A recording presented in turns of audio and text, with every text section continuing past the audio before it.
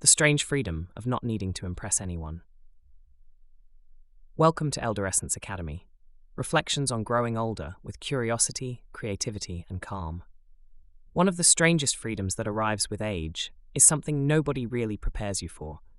The moment you realize you no longer feel the need to impress anyone. When we are young, much of life is a performance. We dress for approval. We speak carefully in rooms where we hope to be admired. We chase credentials, recognition, validation, sometimes without even noticing that we are doing it. Approval becomes a kind of invisible currency. A compliment from the right person can make our day.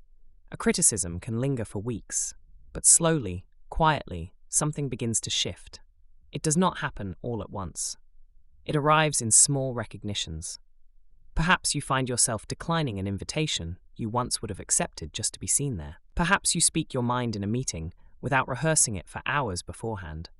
Perhaps you choose comfort over fashion and realize, quite wonderfully, that nothing terrible happens. The world keeps turning. There is a peculiar calm in this moment.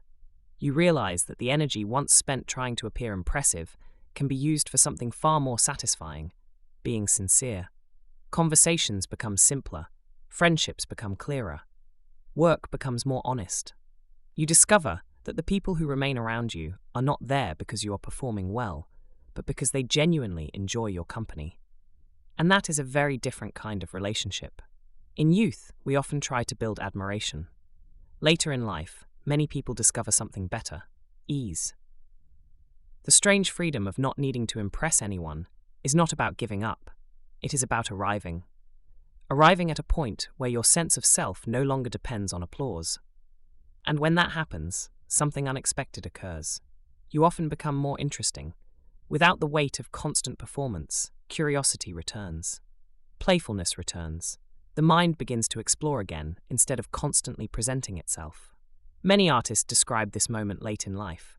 They stop trying to prove themselves, and suddenly their work becomes freer, more experimental, more personal. The same thing can happen in ordinary life.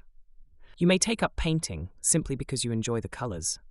You may begin writing, gardening, walking, learning an instrument, not to impress anyone, but because it brings a quiet satisfaction.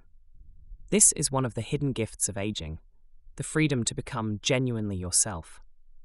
And the strange thing is, once the need to impress fades, people often appreciate you more, not for the image you project, but for the person you actually are. Thank you for listening to Elderescence Academy.